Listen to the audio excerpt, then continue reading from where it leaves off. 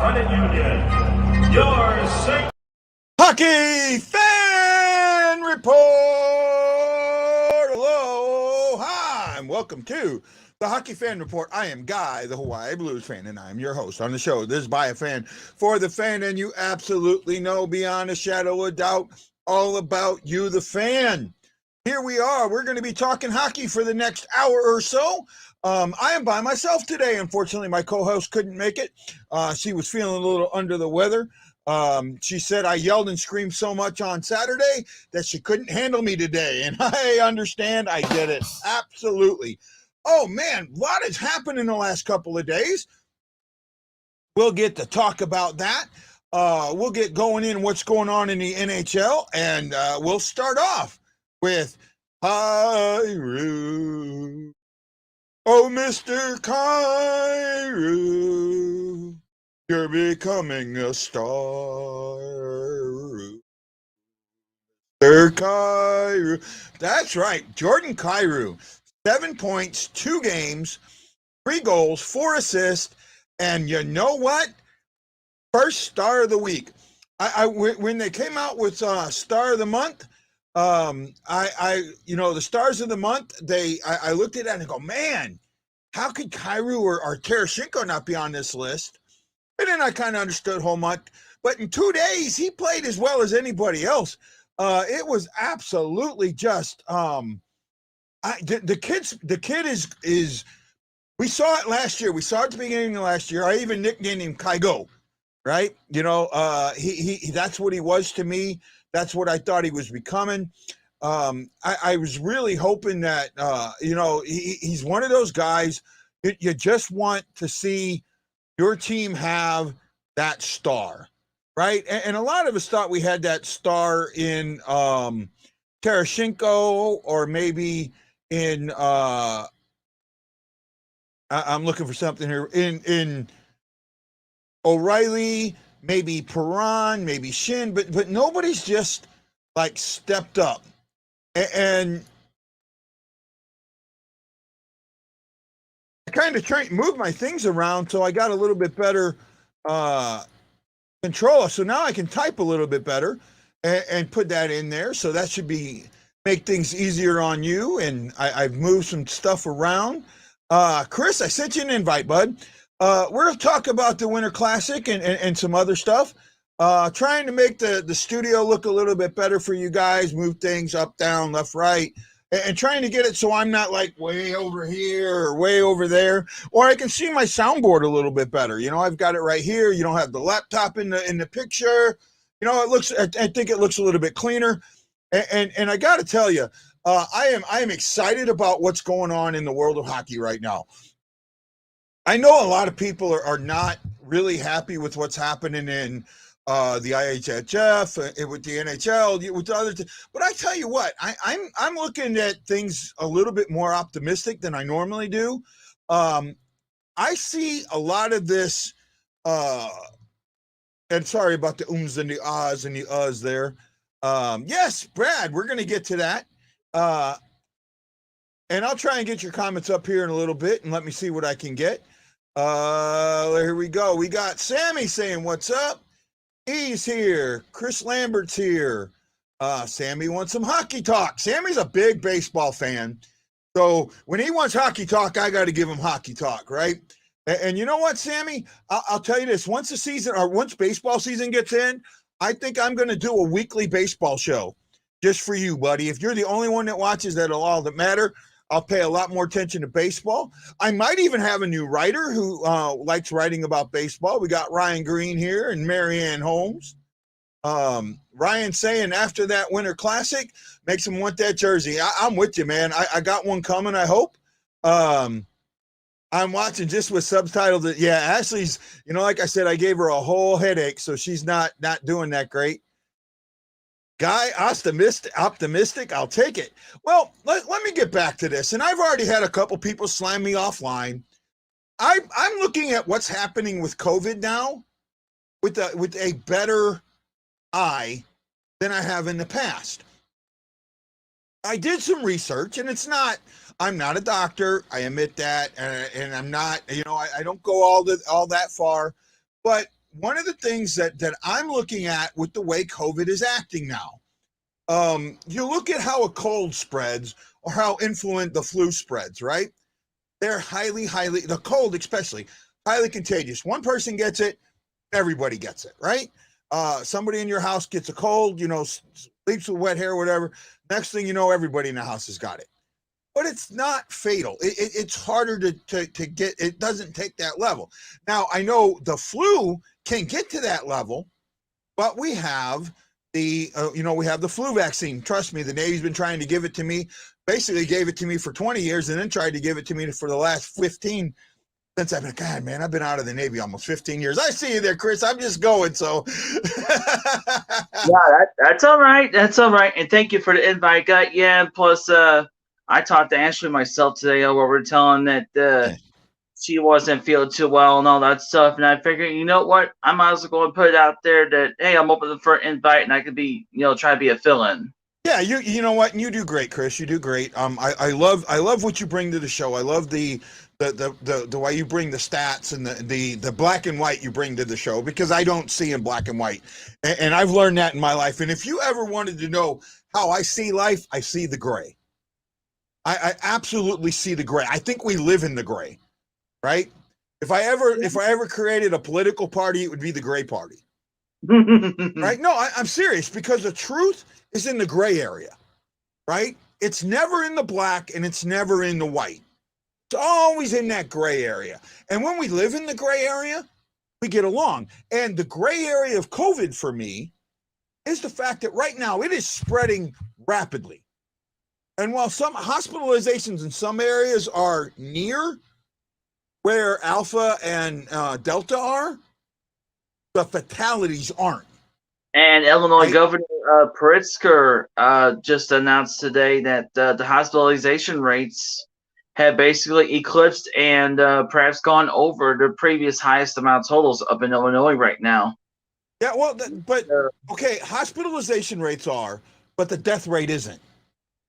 Right? And that's, I get the hospitalization rate, but what's more important to me is the fatalities, right? Because this thing is sweeping through, but it's not as deadly. So what's starting to happen to me, and I've talked to a couple of respiratory therapists, is that our herd is starting to build immunity to it. That's why this one is so contagious, yet not as fatal, right? And you're right at this point. But what I'm seeing, to me, this is the point where I can see by March, us being back to almost normal, really. And maybe I'm optimistic, but that's kind of what I see. And I got to be honest, man. I saw the NHL put on a showcase on Saturday. Absolute put on a beautiful showcase on Saturday with the Winter Classic. Right? Yeah. That Winter Classic was awesome over there, especially in that second period where we racked up 5 goals. That just basically blew me away. Right. Well, it's not just, I'm not talking about the game at all. I'm talking about the atmosphere. Right. Everything that was built around it. The ice fish in there, the pond rinks, the way, the only thing about it I didn't like, I thought it was great that they announced all of the Minnesota Wild. I thought that was great. And then here are the visiting St. Louis Blues. Come on. If you're going to introduce all of one side, you got to introduce all of the other side.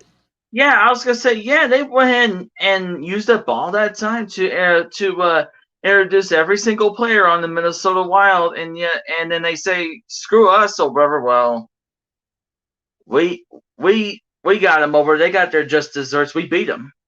Oh, yeah. Well, the game for me, it was a prize fight. It was an absolute prize fight. First of all, we knew that going in. These two teams, top of the division, been there most of the season. They were showing lately that they knew how to play, that they were contenders, right?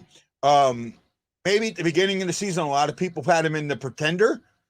range, but they at this point, 30 games in, almost at the 40% mark, right? Reaching that 50% mark at halfway point of the season.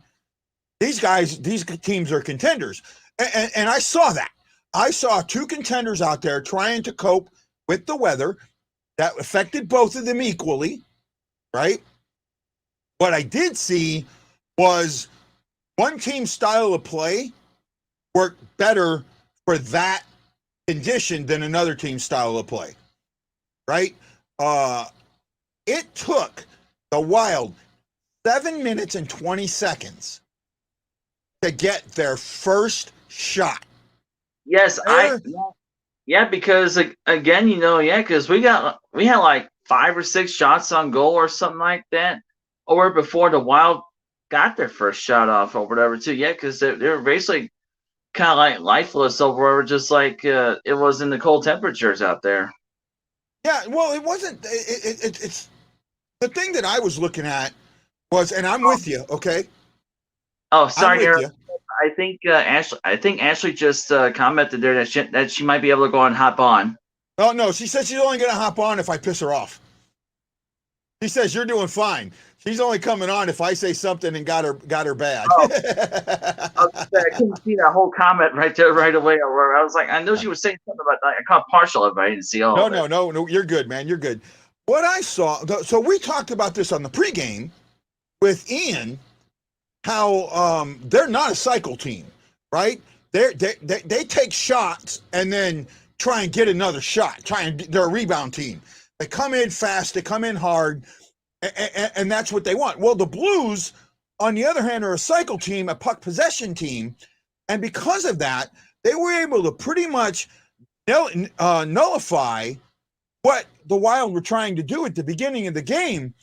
And because of that, in that first 5 minutes, I thought the Blues controlled and changed the tempo of the game right away. They took the Wild out of the game before the game even started. Yeah, they did. Yeah, because we started off like blazing hot, right? And then you had Kairu. Kairu is just. I'm watching that. Sammy says we played the Wild great. I agree. Look for some teams that have an exhausting schedule to make up the lost games, and you know what? That's really it's going to happen, right? There are some teams down there, the Avalanche, with all these games in hand. Right? They're going to have February, since the NHL players aren't going to the Olympics. We still got that 3-week gap in that schedule right there, and it's constant crunch time. No, well, they've already said, the NHL has already come out and said that they are putting games in there, that they're playing games in there, right? And that they're probably going to take some games that are at the back into the schedule and move them up, right? You just got a lot of issues that the NHL has got to take care of. And there's still quite the possibility that not every team hits game 82. And I'll tell you what, if we don't hit game 82, I guarantee you I'm going to put out that article again about points versus point percentage. Because you know what? I think points percentage will definitely be yet another bigger player in this season, and I know it was also like last season too, because look back at last season, we didn't get to play all of our regular season games. I think didn't we miss like we played them all. Oh, we did. No, we did play them all. Games were rescheduled and moved around. Everybody played 56 games last season. Right? Okay. So it didn't points percentage. Where points percentage did fluctuate was in that, there were times where the Blues were like second in the division, because they played more games than everybody else, but in points percentage, they were like fifth. So that kind of melded itself out later. Now, right now, the Blues have moved into second in points percentage. They've overtaken the Wild, right? They're sitting there right in second. So I'm really good. He's got a good thing here. And what about the third, though? They almost got back into it. What's that mean for the future? I got to tell you, I think a lot more is being made of the third period than should be. Yeah, but then also I remember, I think it was either Ian that said that back on Saturday or whatever on the post game show that that the Wild actually was finding more of their legs or whatever and all that, but then by then it was a little bit too late or over because of the first and the second periods, especially the second period where we got those 5 goals. Ryan, I'm actually looking for somebody to help me do power rankings to start writing weekly articles on that, to be honest with you. But I don't think you're far off. No, so I seen that they started to get their legs, but that's not also what I saw. What I also saw was a Blues team that said, we're up 6-2. All we got to do is win. There was no concern with them getting a goal or two. And you got to look, they didn't get the third or fourth goal until the last 7 minutes of the game with extra men pulled. I'm in trouble. I'm in trouble. I got to love this. Okay, ma'am, what did I do this time? You haven't done anything yet, but it's just weird not to be on. So here I am in all my migraine glory. Yeah, well, I mean, if you don't feel good, here's what I'm going to do. I'm going to go ahead and turn your mic off, right? Because we got a little buzz. But if you're, and I know that you can turn your headset down and you can just give me a little sign and then I'll put your mic back on, okay? Actually, you can turn your mic back on when you're ready to talk.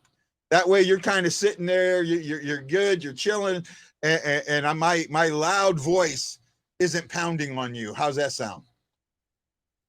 Right? Okay, so she's happy with that. I look at the third period as you got to look at the gray.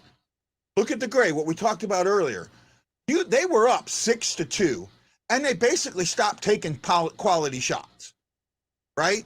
You can say that the Wild, got the 2 goals, but they got them late with the goalie pulled. And they another had to play.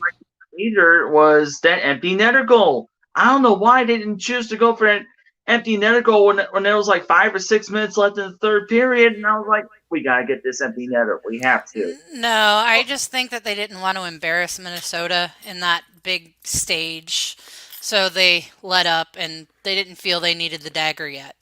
Yeah, well, if that's the case, Ashley, then that was a good class move by us, and I agree with you on that. Well, let me say this. It might have been a classy move. It was the wrong move. Okay? Oh, I agree. It was the wrong move. I was so frustrated in the third, but I can understand where they were going. No, I understand it. I'm not saying that I don't understand what they were doing and why they were doing it. By the way, the Rangers are up 4-1 on Edmonton. I'll tell you what, man. I got to write another. Actually, one of the articles I wrote earlier in the off season was about Connor McDavid. Mm-hmm. How I thought that Edmonton should really trade him. Mm-hmm. The more I watch them play, the more I think that they need to trade him. Oh, absolutely. He's not going to go anywhere there. He's just going to throw his fits and act like he's in control. But really, that's the only line they have. Yeah, he's not making those around him better. No, not at all. Everybody says he is, but if he's making those around him better, why are they losing 4-1 to the Rangers? Well, I mean, it's kind of like I was saying about Tarasenko. Tarasenko elevates everyone around him. You can put him on any line, and he'll make them look good. Not McDavid. McDavid is a one-trick pony, one-man show. He doesn't need anybody, and you really can't have that on a team and expect to go far. No, and he needs to be. I'll tell you what, the team he needs to be on, beyond a shadow of a doubt, is either Florida or Tampa Bay. Mm-hmm. Right, and they've got the bodies that they can give up, match cap, but who else called in on Edmonton not keeping a hot start of the season to the end? Yeah, no, it was kind of obvious there that this was going to happen, and it's their MO. It's been their MO for the last couple of years, right? Oh, by the way, I moved my board around. I took my computer from over here and put it like right in front of me. Oh, so I'm a little bit. I can type a little easier now and go to pages and things I need. That's awesome. Speaking of pages, I got a phone call today, or not a phone call, a text today from a very good friend of ours. Oh, the hockey mask guy. Yeah, I saw that. He sent me a text and said, "Hey, call me when you get up." So To understand something, when you say something like that to me, my mind goes to the worst. Oh my God, I screwed something up. You're pissed at me. What did I do? So as soon as I see this, like right after I wake up, I'm, I got to know. I can't wait, And then he tells me, Hey, Ashley knows about that too. right? Then he goes and he tells me that he just got commissioned to do a Curtis Joseph trumpet mask. He called it the horn mask. And when he called it the horn mask, I wasn't sure what he was saying, right? Because we don't call it the horn, we call it a trumpet. And I wasn't sure what he was, but he said, I'm going to go ahead and get as soon as I got this order, I knew I had to get a second one done. And I want to know if you'd be willing to, work with me and auction it off or raffle it off. And this is what I need for it.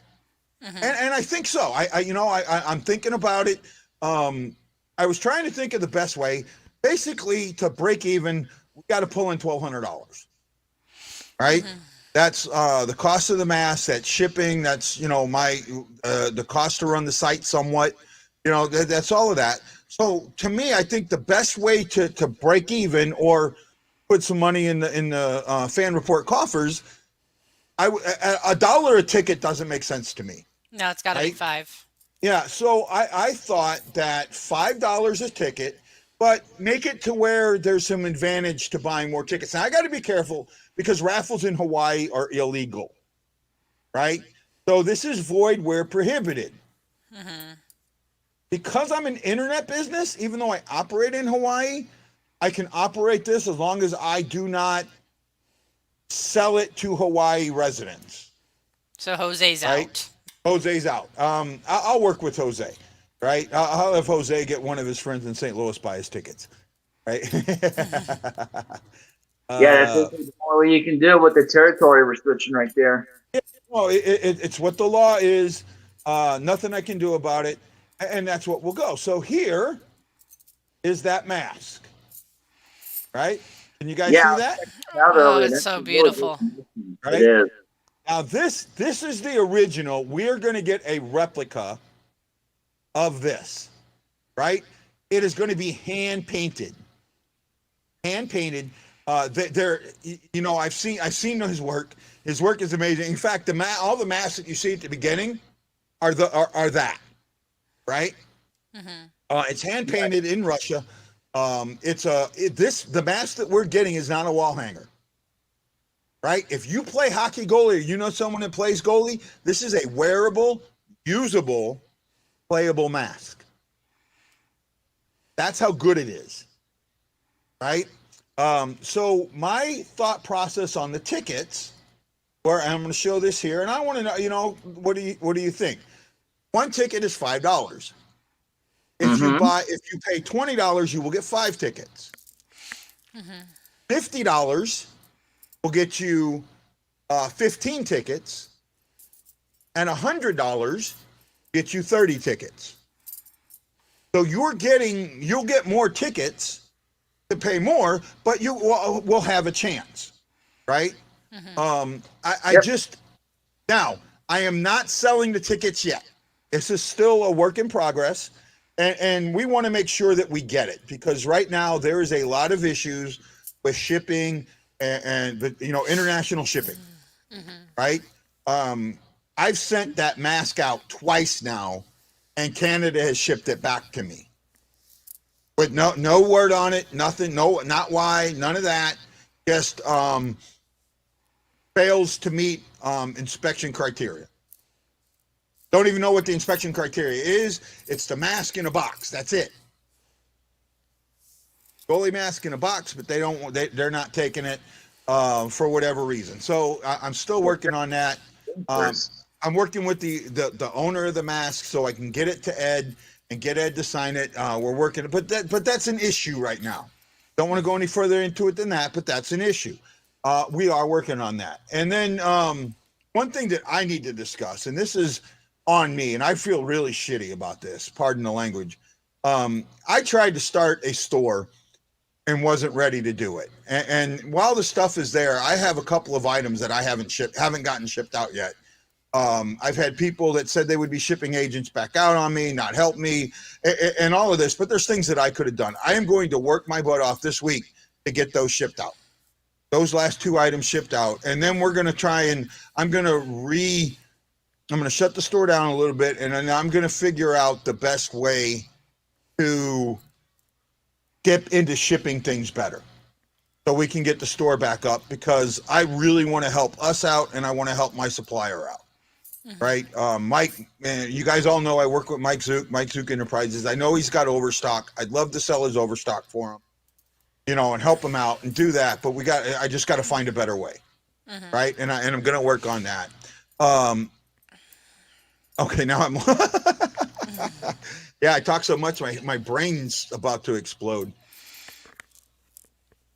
Yeah, it happens sometimes, bud. Yeah, it does. Last night was a tough night, but I have them at times.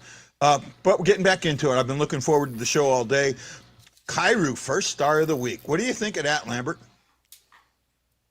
I say he totally deserves it, especially for the way he performed in that Winter Classic. I think that Winter Classic was basically like the icing on the cake for him to get that first star. It's not even just the first star. He made history. He is the only player so far to ever score 4 points in one Winter Classic game. And he did it in one period. Right? Yeah. So someone else may score 5, but I don't think they're going to do it in one period. That was incredible. And not only that, I'll tell you who else. Oh, absolutely. This is an absolutely dead on. Dead on, Marianne. Sammy, it wasn't the coldest game of the year. It was the coldest game ever. Like for the NHL, yes. For the NHL, yes. And it came real close to being a new record staple right there. Yeah. It actually got, by the end of the game, lower than the ice bowl temperature. Mm-hmm. At one point, they recorded it at -16. The coldest the ice bowl got. So the ice bowl was -13 when it started, but it actually warmed up through the game. Mm-hmm. Right? So -13 was the coldest it got. This was probably the coldest game on record for a professional sport. In our the friends, US. the Blues, showed up in beachwear. That's so awesome. I got to tell you, that was class with a capital C. Mm-hmm. Right? You want to talk about psyching a team out. I guarantee you the Minnesota Wild players were like, what the? Right? And I'm glad they chose that over their other option. Well, yeah, the other Lumberjacks would have been terrible. No, it would have been terrible. It was good, but it didn't resonate. It was expected. Yeah, and like I said earlier, and like you said back on Saturday, guys, the Beachwear definitely resonated too, because we got inside Minnesota's head. It was a mind game, and it worked. Yeah, I was. If they'd have done the Lumberjack thing, that would have been like, oh, that's cool, but that would have been the end of it. The Beachwear. And here's the thing. They didn't tell the coaches. Coaches had no clue, right? No clue whatsoever. Weren't sure what was going on. They thought the guys were screwing around. But here they go in -8-degree weather, getting on. Now, I think at puck drop, it came in at -8.5 is what they said. Yeah, I seen that. Do I look cold? Yeah, he walked in with his earbuds in and that. Marianne asked, "You guys think he's going to keep this pace, or what do you think his final numbers will be?" Marianne, I'll tell you what. This is a culmination of a lot of things. It's a lot of little parts that have come together that have created this opportunity for Kairu and Tarasenko and Bushnevich and Thomas and I'm thinking Barbashev,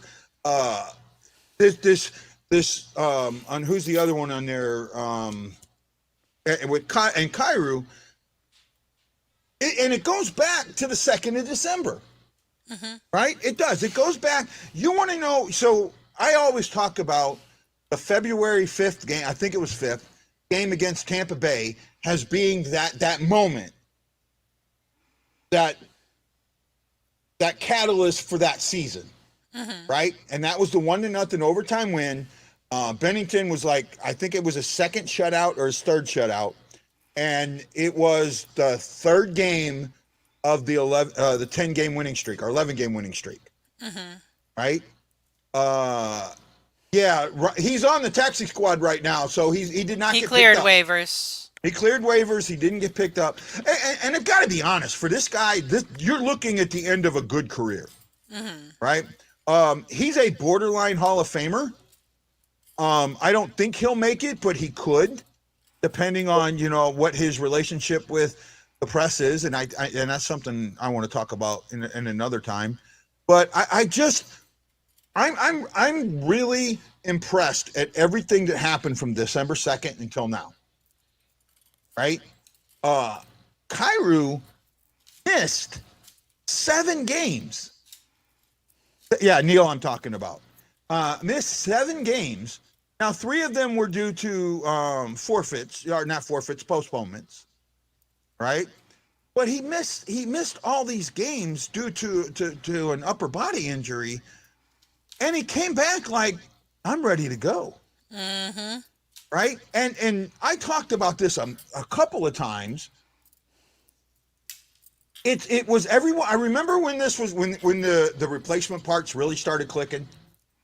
Ashley, when we had Costin and Walker and Pekka,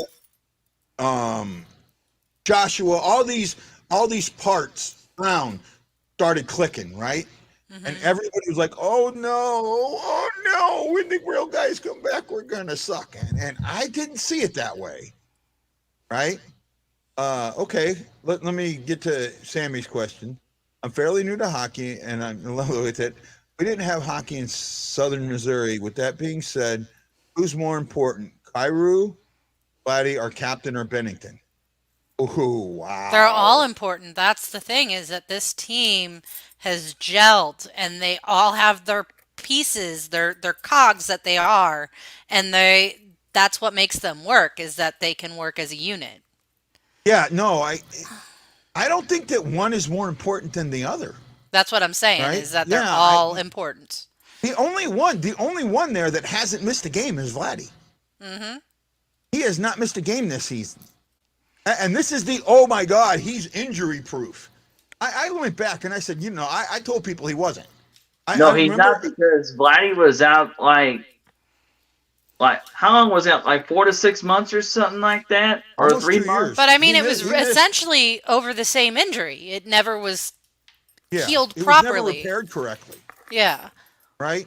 He missed almost 2 years. Complained about that too, and how the Blues weren't handling him correctly at one time on his medical problems. Okay. Well, I don't want to get into that.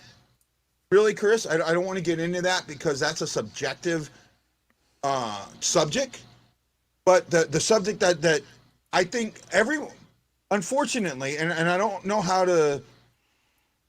Charlie Lindquist, you mean Lindgren? Yeah, Lindgren isn't a replacement too. Yeah, what he did was awesome. Hold on, let me get back. Let me pull my thoughts back in. And I know Neal got slapped onto a taxi squad, but who was the other player again? Joshua, okay. Yep, Neal and Joshua went to the taxi squad. And I also heard better progress on Shenn too today. Yeah, he's been activated. Yeah, Shenn was activated. Prior to the first shoulder injury, right, or the second time, the one in Vancouver, right? Well, Vancouver is when it re-hit, but prior to that period, he injured it. He injured it against LA. It was repaired, and then he goes to Vancouver in the bubble and injures it again, and we don't see him until the middle of, I want to say somewhere around the middle of the shortened 2021 season, right? Prior to that, other than a concussion, he almost never missed games. He would miss one here or there, but that was it. This guy is tough. He's not injury prone. everyone has taken, and when I say everyone, I mean the majority, has taken one injury and magnified it, and magnified it, and magnified it, and magnified it to define his career. And the article that I wrote, the Tarasenko narrative, I brought that up. Wait a minute, this is what this guy is, not this. And that's what we're seeing now. We're absolutely seeing now what Tarasenko is and what he can be and what he will be in the future. He's only 30, guys, 30. This is his prime time, right? 30 to 35. 35 is when the fall goes, right? We've got him for at least one more full season. I don't think he's going anywhere. I don't think he ever was. Right? I think here's what happens. Right? Vlad was unhappy, and I do know this for a fact. He was unhappy with how he was being played last season. He was unhappy with the way the power play was. He was unhappy with the lines. He went to his initial agent and talked to him about it. And they just said, you know, you got to play. Well, he didn't like that. He has another player, and I'm not going to say the name, and I'm not going to speculate, who has a different agent, works with more Russian players, who basically told him, we can fix that. Whether they could fix it or not wasn't the point, but they told him he could. So he changed his agents. And I don't think it was Vladdy that went. I think it was his agent that went to Doug Armstrong. His new agent went to Doug Armstrong and said, hey, what do you think about us waiving our no trade a little bit to these teams to see if you can work something out? We just right now feel that him and the coach aren't gelling really good, and it might be best for him to move on. Well, the way that article came, and that might have been what it was, that happens every single day in the NHL. Mm-hmm.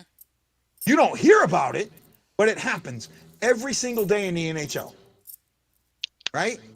I was talking with alumni, the greats of the 70s and the 80s, and one of them told me, yeah, I went in one time pissed off and requested a trade. Told me to get back in the locker room and play hockey. So you know, it happens every day. Right? So there's a lot going on there.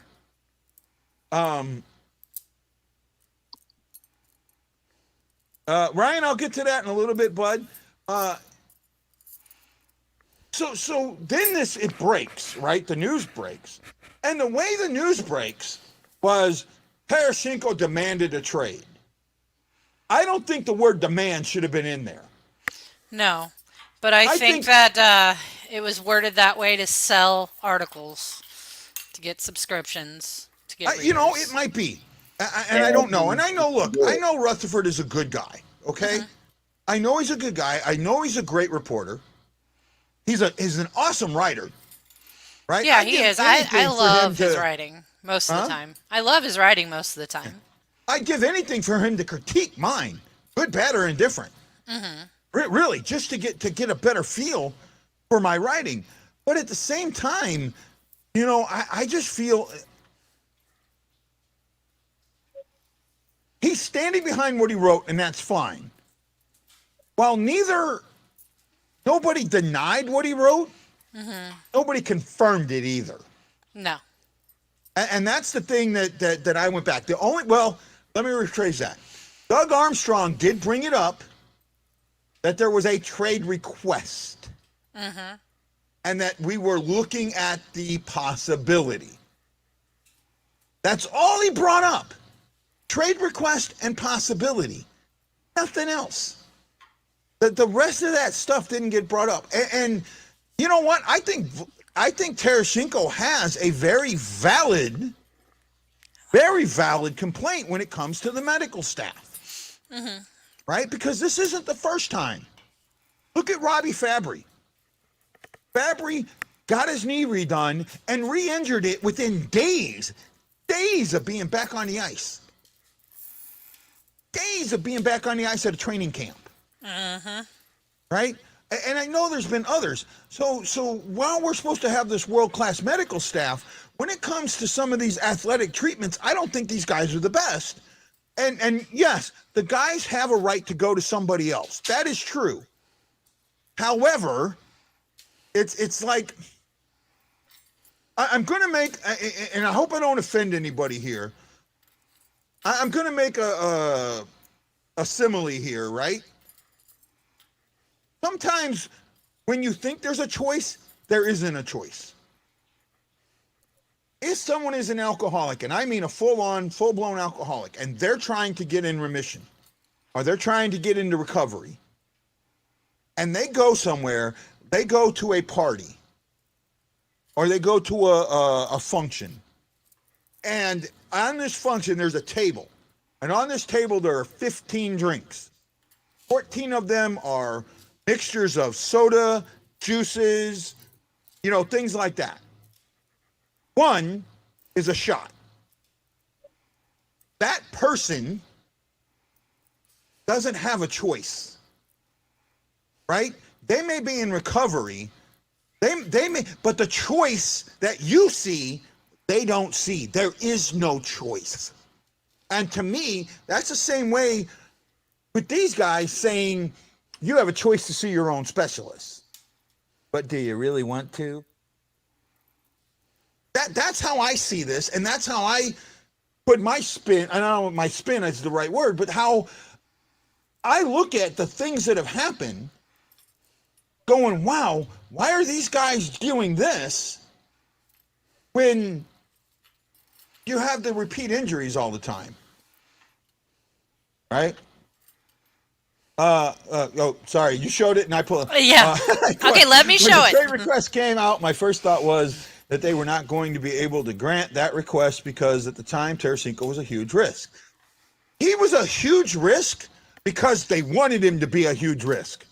I honestly think that the Blues did not try very hard to trade him. They honestly basically think that. In a way, putting him up as like a trade bait, if you would call it that way. I don't even think it was that. I think it was, you know what? I'm not trading your ass. I'll throw some feelers out there, but I'm going to put the price so high that I know nobody's going to take it. Right? Because when you have a disgruntled player, and Patrick Laine is the absolute, what's the words I'm looking for? Epitome of a disgruntled player. Yeah. You trade them at whatever. He was going on the ice, skating a circle for 45 seconds, and then coming off the ice. He wouldn't even touch the puck. Right? He wouldn't touch the puck. It's the same thing right there. That the Blues basically overvalued Tarasenko. They didn't overvalue him. They put him at a value that they knew no one else would touch because that was his true value. I honestly think that that's his. Ryan O'Reilly was a 1 for 5. 1 for 5. Who puts up better numbers, O'Reilly or Tarasenko? Tarasenko. Every day of the week, Tarasenko is becoming that two-way player and still putting up the numbers. Right? Mm-hmm. Tarasenko, if O'Reilly was worth a 5-1, Tarasenko's worth a 5-1 or a 6-1. Mm-hmm. Yeah, because again, statistically, you don't hear too much about O'Reilly. It's definitely more Tarasenko by far. No, O'Reilly's out there. You hear his name. He's doing his job. Yeah, okay? I mean, he's really good on the corners. He's great defensively. He wins your face-offs. O'Reilly is that guy, but he's not the points guy. Right, like you said there, Anthony, he's definitely more of our face-off winner guy. Mm-hmm. Well, Anna, I apologize that you didn't appreciate the alcohol simile, but I did preface it ahead of time that I apologize if I offend anybody. But it's it's a solid analogy. Yeah, I'm sorry, it's very solid, and I had others, but I mean, it could have been any kind of addict. If you put what they were addicted to that they're recovering from on in There's front no of them. choice. There's no choice. Right? Mentally, there's no choice. Absolutely. Kairu right now is that piece that the Blues, that Kairu's the excitement that we've been missing. Everybody, and we have guys that are on this show consistently that talk about us missing that toughness. And I've never thought we were missing the toughness. I thought we were missing the excitement. Right? I thought we were missing the Connor McDavid, the Jonathan Toews, the Patrick Kane, the Alexander Ovechkin, the Sidney. We were missing that guy that puts people's butts in seats. Now, Tarasenko has been that guy, but since Berube's been here, he has adjusted his game to Berube's style. That you cannot deny. Yeah, okay? You can't deny that. You cannot deny that. Come at me, bro. Come at me. You cannot deny that. You know what I'm going to find funny? Right. Is when we don't trade Tarasenko and he signs another contract to stay here. You know, I absolutely see it coming. And I do too, man. I see it coming this offseason. I can see him staying and retiring here if it's allowed. Like, he loves St. Louis. I agree with you there too, Ashley. I think I see him become a prime staple to us. He ain't gonna go anywhere, just like Adam Wainwright at the Cardinals, for example. Yeah, no, he's or Molina. Yeah, and Molina. He's not. He's here. A few years back, I want to say it was either 16. I want to say it was the end of 16 season or the end of 17 season. They were talking about him. I think it was the end of the 16 season. He had a 40-goal season, and they were asking him about him getting a 50-goal season, right? And I'll remember his quote so solid. I'll never. It's burned in my head. I don't care about that. I just want to win a Stanley Cup for St. Louis. That's what that was his quote. That said so much to me. I love every player that plays for the Blues. I always will. Whether they played one shift or they played every single game, played 912 games or 700 games like Gary Younger did, it doesn't matter to me. They put that note on. I love them, right? I appreciate what they do. I see good, I see bad all the time. I don't think he will go where the money is. I don't think he is either, bud. Right? No, he's saying he doesn't agree with us. He thinks that Vladdy will go where the money is.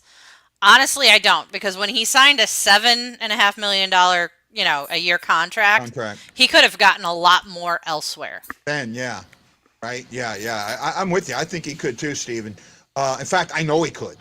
I think he stays here instead of following the money, which is what Steven thinks he'll do. I don't think so. I really don't. And here's the thing. The money's not where you think it is. No, it's not. Right? Well, hold on here. So you got to look at, by that period, the cap will probably go up a couple $1 million. That, right? And look, I mean, as much as I want to say that we'll re-sign Perron, because I love Perron, he's my favorite, he's probably not getting re-signed as much as I want him to. We're going to get that salary. We're going to get other players that's contract run up that don't choose to come back. Okay, Perron is going to resign, but at a hometown discount. I hope you're right. I hope you're right, because I love Perron. Because you don't go to a team. You don't go to a team, get traded, go back to a team, get left unprotected, and then go back to that team again. Oh, man, I just want him to stay. You want to talk about how good Kairu's game was? That first period of the Winter Classic was a David Perron show, because at one point in time, he had more shots himself than Minnesota did. I mean, he was doing great. 4. Yeah. Right? It was 4 shots to 4 shots. I was so happy to see him playing a good game. Yeah, because... No, I don't think so. Steven, I don't think so. You have to look at, first of all... these guys, I think we've got a lot of guys that are hitting that 30 mark, right? 35 is where your decline hits. These guys are not signing contracts past that. They may want to, but if they're going to go past that, they're going to be laden with what do you call it, incentives and things like that, because everybody knows 35 downhill. We have guys that are in their prime. 35 and downhill also means, like you said, more trade incentives, more trade and cash incentives. Yeah, I see, first of all, I think even the players understand that what they were going to get and what they're getting are two different things. Mike Hoffman, absolute epitome of this. Prior to COVID, Mike Hoffman was a $6 million a year player. Everybody thought he was going to get nailed, picked up. COVID hit, no cap, flat cap. He only got $4 million for a 1-year deal. Okay, then when that year's over, the best he can do is a $500,000 a year raise for 3 years. So a guy that was a $6 million a year guy pre-COVID is now only a $4.5 million guy. So these guys that are sitting there at 6, 6.5, 7, 7.5, 8 million are not that level player. You know, they're that level, but that level doesn't exist anymore. Right? You're not going to see guys getting signed like that. Yes, I'm saying that Tarasenko will give us a hometown discount if necessary. I say that Tarasenko comes in, depending on where the cap is, he comes in at 8, 8.5, or at 7 where he's at now. I'm saying that he won't leave us to go get that $9 million. You know. Yeah, I don't think the $9 million is going to be there. It might be if the team's desperate enough. I don't know. No, it doesn't matter. You look at where, you know, how many teams right now are over the cap. How many teams next season, when they lose players, are still going to be over the cap? There are 3 teams that will be over the cap at the beginning of the season, and that's after contracts expire. Yep, Vegas, Tampa, and I'm trying to think of who the other one is. I think it's Florida. Yeah. Oh, no, Florida's fine. Tampa Bay for sure, though. Yeah. Vegas with their new signing of, Eichel. Yeah. And it might be New York. One of the New York teams. Yeah, the Rangers or the Islanders might be in cap hell. Yeah, so there's teams that are going to have to deal with that. On that one. Vladdy will be 31 when this contract is over. He just turned 30. Right? God, make me feel. He turns 30 2.5 weeks before I turn 53. Figure that out, guys. When he was born, I was 23 years old. I'd already fought in a war. And he's being born in the cold of Russia, in Yaroslav. I just, wow, man. And to think how you idolize these guys. I looked at that. When I talked to Vladdy, when I talked to Tarasenko, I felt like a 12-year-old talking to an adult. Right? I really did, and that's something that I really need to get over. Yeah, I seen you there, Wendy. It's just we got so much talking. I don't mean to I don't think I'm thinking about you there, bud. Again, I don't see those contracts. Those contracts are going to drop. Right? Yeah, You're they all going to see those contracts dropped. You really are, and I absolutely see this. I feel it in my bones. I just, even this year with the frenzy that went on, there weren't a ton of high dollar contracts. And in all actuality, we only signed 2 free agents, but 1. We signed Saad. And I think we got Saad for 4.5. Yeah, we got a good deal on Saad. Right? We got Saad. Saad was he was making more for Colorado. Hoffman. Saad was Hoffman. That's what that was. Right? I think right now that the way the Blues are set up this season, and I don't want to get too high because I've been brought down so many times in my life with this team, they have the pieces in place right now to make a run. Here on January 3rd. Say again?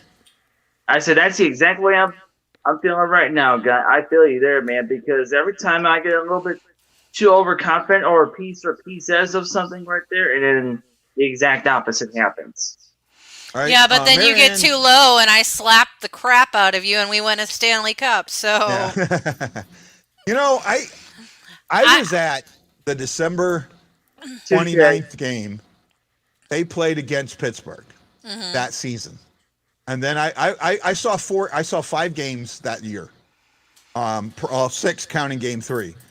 Of those 5 games I saw them beat Buffalo with Carter Hutton really bad.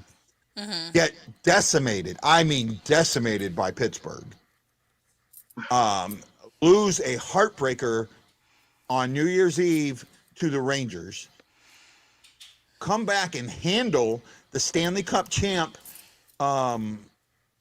Washington Capitals on Star Wars night, and then just throw away and lose a game after 4 straight goals to the Islanders. That was Allen's last game as the starter. There was no way at that point I would ever say the Blues were going to win. I thought they could get to the playoffs. Again, me and my points percentage, that's what I was looking at. This team's not as bad as you think. They're ahead of guys. And then they go on that 11 game winning streak after the first game was before the All-Star break, but after the All-Star break they got it together. Right? But on January 7th, before Bennington took the net, I would not have said that the Blues were a cup contender. I didn't think that I said that they were cup contender. He was so low on them, and I was like, dude, this team doesn't ever give up. I've known them to be, a very resilient team. They will come back. They are not going to finish last. And I mean, I went off. It's probably one of the scariest times I've ever gone off on you. Wasn't me. I didn't know you then. No, I was looking right at Chris. Sorry. Right. I Is figured making a lot of money. Okay. Okay. He's not on a third line though. It's I gotta bring this the up. top 3 lines are interchangeable. All of them are equal level. So you can't say that he's making a lot of money to be on the third line. If you look at the minutes that they're all playing good minutes. Yeah, they're all playing equal minutes. And not only that, I mean, for a while, I'm sorry, when your line scores 7 points in a game and scores all but 1 goal, your line is the number 1 line. Okay? When you see what Tarasenko is doing with the other players involved, it doesn't matter what line he's on. They're a top line. Right? This is all about how the team gels together.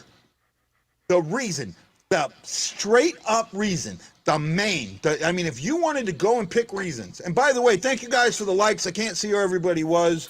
But Brian Green, Ashley Jones, Brad Pond, Marianne Holmes, Drew Boyd, and Sammy Helms. Thank you guys all. We appreciate your thumbs up. The reason that the Blues won that cup, number 1 reason, and it's not just one, but it's the number 1 reason, they rolled 4 lines. They rolled all 4 lines. Even in games they lost, they were still rolling 4 lines. Berube stuck with that. And then he did something in the finals that I don't think's ever been done before. And a lot of people don't get it. I'm sorry I don't see the YouTube ones, man. I don't see. All YouTube shows me is a thumb up. It doesn't show me who does it. So I can't. Yeah. So I cannot. I can see that my video gets 50 likes, but I'll never see who liked it. So they don't show that. And a special thank you to you, Ashley, for still managing to come on, even though you're not feeling the greatest. Thank you very much, and I really hope that you feel better soon. I will. I'm tough. I got it. But the thing that I want to get back to is everybody's hauling ass on us. The thing that they did, that Berube did, I don't think ever been. The Stanley Cup Finals, he started the 4th line in every game. He started that, and I see if I can remember who it was. Shenn. Maroon. Or not Shenn. Steen. Was it Steen, Sundquist, and one other one? I thought it was Maroon. Steen, Maroon, Sundqvist, yeah. and Maroon. Steen, Sundqvist, and Maroon. So I think Maroon bumped up to the third line every now and then. Every now and then, but yes, he opened up with, that was his answer to Boston's top line, was his fourth line. You know, we're okay. You put him out here, I'm putting this out here, right? We're gonna pop you, and that's what I saw. I gotta tell you, I'm just impressed with what. God, I can't believe I'm impressed with Berube this season. I am too. I really am, and I've not been. God, where's Bob when I need him? Hey Bob, we're complimenting Berube. I haven't been a fan of his, but I've had. I mean, I want to make sure I don't. I see the game differently, and I understand that. Right? It is okay to be a brand new fan. It is okay to see things the way you see them. Absolutely, there's no problem with that. The fact that I see them differently is how I see them, and that's just what it is. Everybody has their own different angles and perspectives, to put in short. Absolutely, and I hope that you'll listen to mine and come over to the dark side. But if you don't, okay. Coming over to the dark side. The force is strong with you, my son. I hope so. Man, what a show! You know, Sammy, that's not going to happen right now. It might happen at the All-Star break. If it was going to happen, it would have happened during the Christmas break. Because I really thought that too. But I don't think that they're going to not sign him during the season if they're going to sign him at all. Quick question: isn't the All-Star break like a week or two from now? Because I know it's got to be coming up soon. No, first week of February. Okay. First week of February, just before the quote unquote Olympic break. But now that the Olympic break's not happening, they're working on it. I'll tell you what they need to do for the All-Star game. They need to take the All-Star game outside. That would be a lot of fun. Right? That's actually something we can talk about tomorrow. We can talk about things they can do to make the All-Star game better. Because I've got some things. I really, there are some huge things. First of all, I hate the way they do the voting now. Oh yeah, me too. Absolutely hate it. You're voting on one player. That's it. Right? What? Yeah, you only vote on one player. You vote on the captain. Everybody else is picked by the players and the coaches. That kind of like defeats the purpose of the voting, basically. Absolutely, it does. It absolutely does, right? Yeah, because what if you vote for a captain that wasn't picked at all to be on the team? Well, remember a few years. Well, part of this is because a few years back, when they had the player that everyone did the write-in on, Justin something, I can't remember his name. He actually was on. He wasn't even on an NHL roster and ended up being voted on to the All-Star team. Right? He voted on to the All-Star team, and he ended up winning the MVP award. He had his crest was the NHL jersey. Right? Because he had been released. I can't remember what he is. Someone out there later might remember it. But no, just great. There's a lot of things that I think they can do to make the All-Star game better. I would love to see it go from 2 periods to 3 periods in the they play a 2-period game with I'd like to see them increase the size of the bench and play 3 periods, play a 30-minute game, vice a 20-minute game, right? Or play 2 15-minute periods. I'd also like to see them go 4-on-4 instead of 3-on-3. I'd like to see 2 defensemen. I'd like to see more defensemen in the game. I'd like to see the game be more defensive, right? I mean, it's great you see all the plays, but I think that it takes some of the fun of the game away when you have, like, the biggest thing, in St. Louis, the game's in St. Louis, you got to see the 4 guys for St. Louis play for about 10 minutes, period. Right? I would have loved to see them play more. I think there's a better way to do it, right? If you want to stick with the 2-2, right, like they're doing the 10-minute periods, play a 4th game, play a 3rd place game, right? Play that. So because that's what these fans are. These fans are out there to see the players play. They don't care if they're playing for $1 million or no dollars. They're out there to see them play.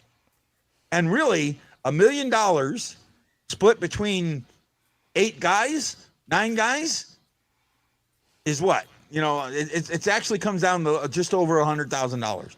That, for a lot of these guys, that's nothing, right? So the money doesn't mean anything to them. This is about showcasing their game.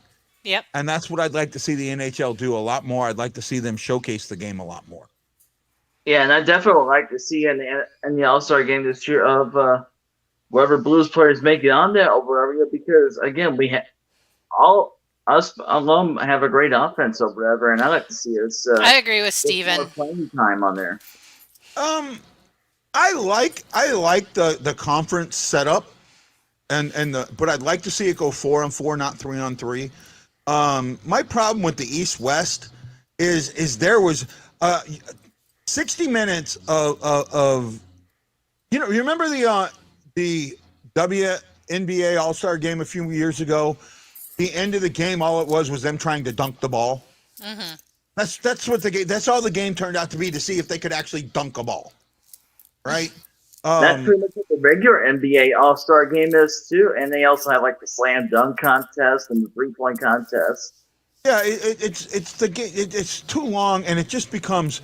It really becomes. I feel sorry for the goalies there, right? There's nobody playing defense, right? They're in an absolute.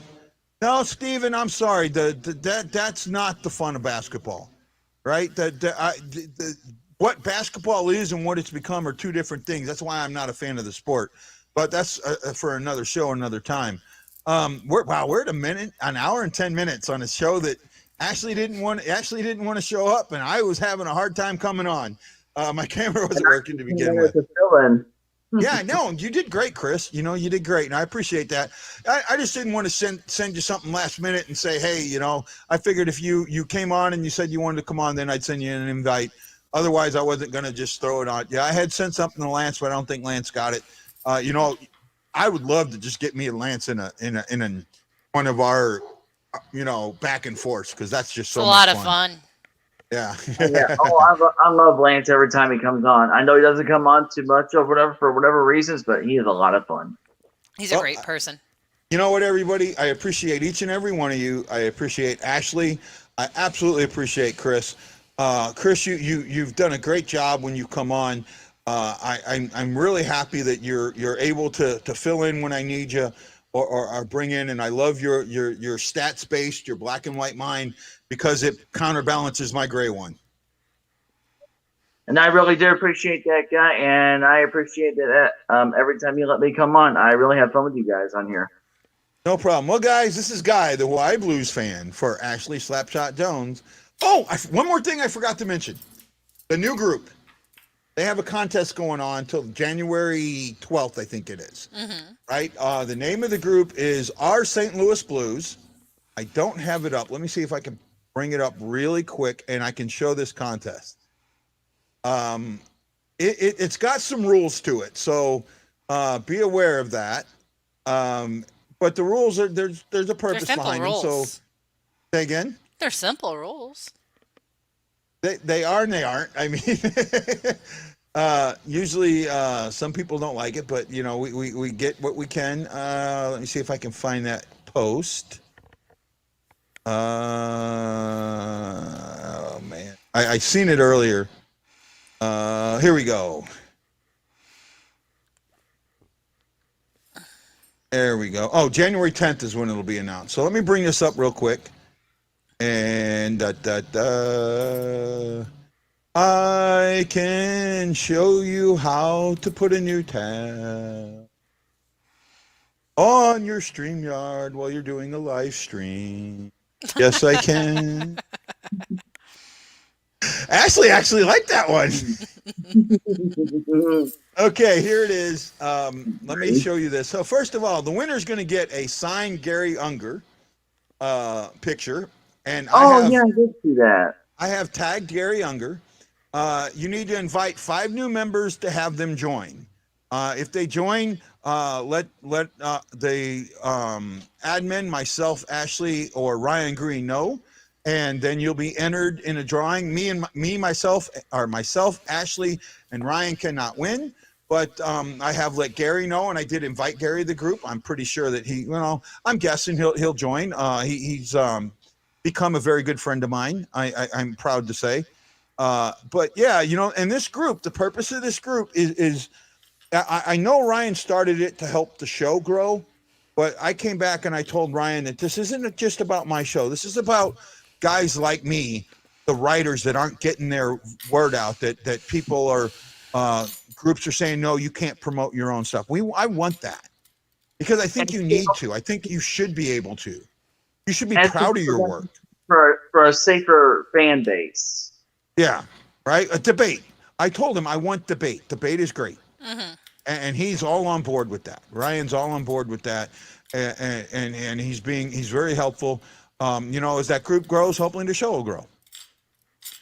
I agree. Right? Okay, guys. I guess now I can do it.